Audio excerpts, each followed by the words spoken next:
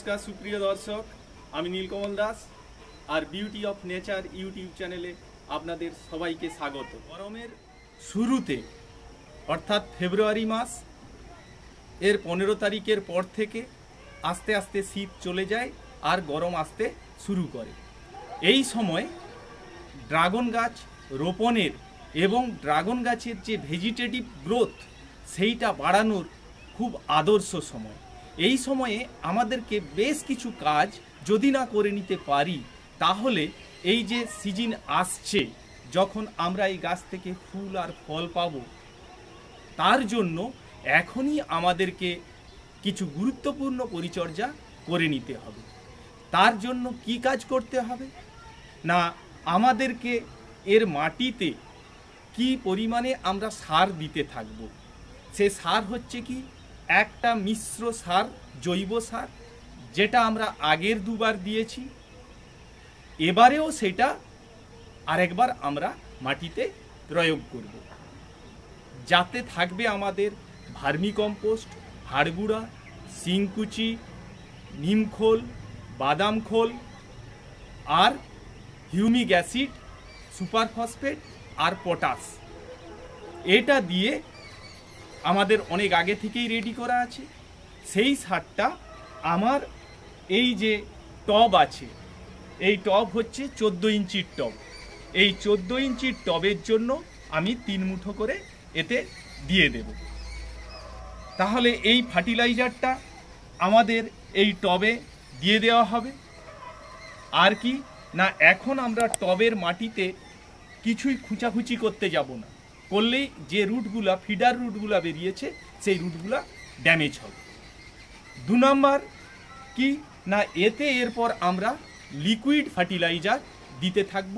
যেমন দেই সেটা কীরকম না, 10 থেকে 15 দিন অন্তর অন্তর খোল পচা বা বাদাম খোলের, সরষার খোল পচা বা বাদাম খোল পচা জল, তার সাথে কি করবেন না 1 বা 2 মুঠো নিম খোল দিয়ে দিবেন। যখন বিশেষত সরষের খোল আপনারা পচিয়ে তার জলটা দেন, সেক্ষেত্রে ওই যে স্মেলটা থাকে ওই স্মেলটা অনেকটাই কমে যায়। সেইটা দেবেন 15 দিন ছাড়া ছাড়া পাতলা করে।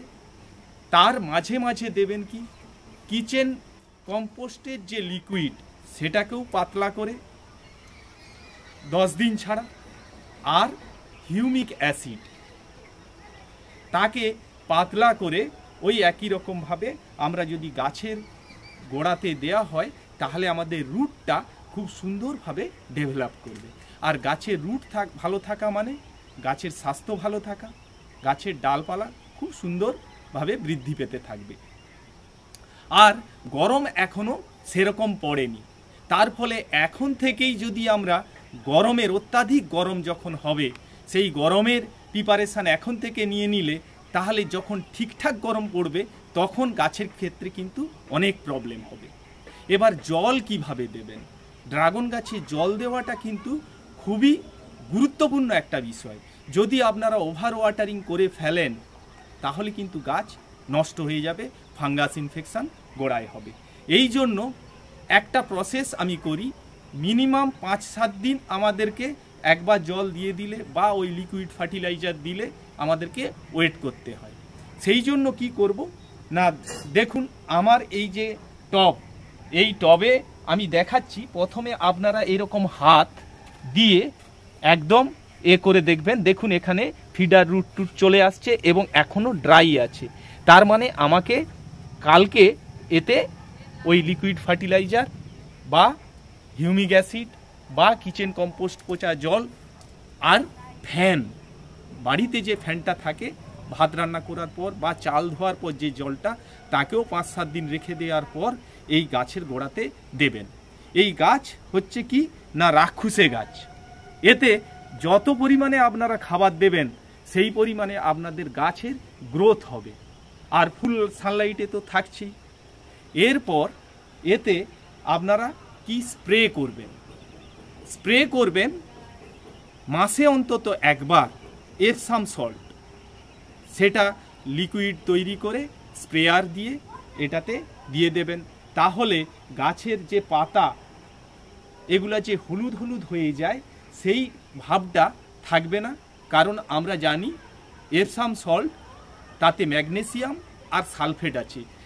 ওই দুটো উপাদানই গাছের ক্লোরোফিল বৃদ্ধিতে সহায়তা করে, আর ক্লোরোফিল বেশি থাকলে গাছের পাতা সবুজ দেখাবে, খাদ্য উৎপাদন করবে। আর মাঝে মাঝে করবেন কি, তার ফাঁকে ফাঙ্গিসাইড আমরা যেমন দিচ্ছি দিতে থাকবো, আর করবেন যে কোনো একটা পিজিআর, যেটা হচ্ছে আমি যেটা দিই সেটা হচ্ছে বায়োভিটা এক্স। সেই বায়োভিটা এক্স স্প্রে করবেন, দেখবেন গাছের গ্রোথ খুব সুন্দর হবে।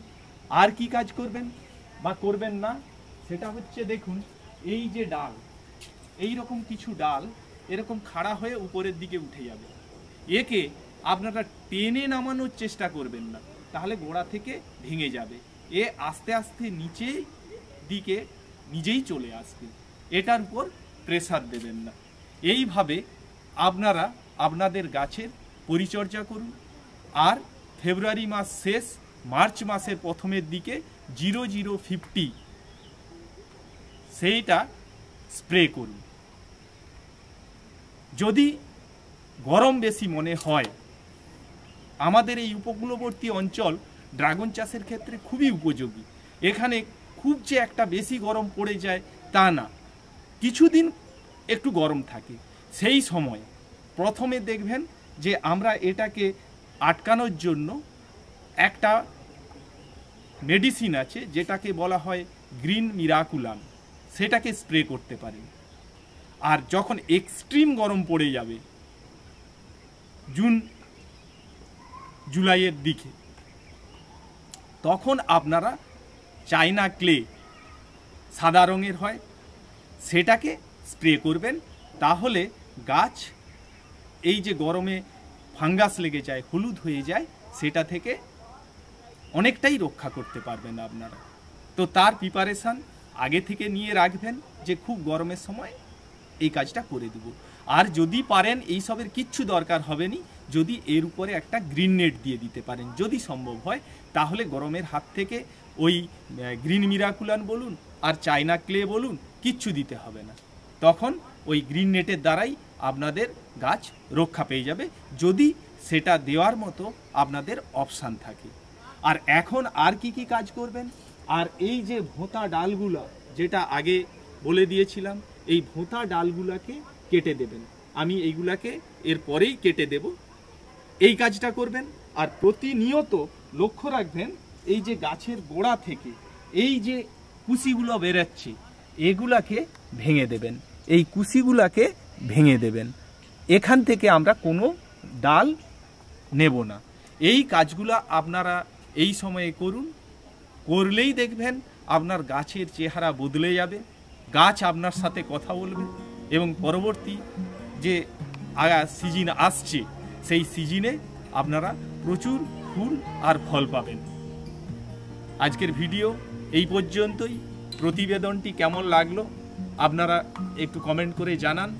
ভালো থাকুন, সুস্থ থাকুন, আর প্রত্যেকেই বাড়ির ছাদে ড্রাগন লাগান।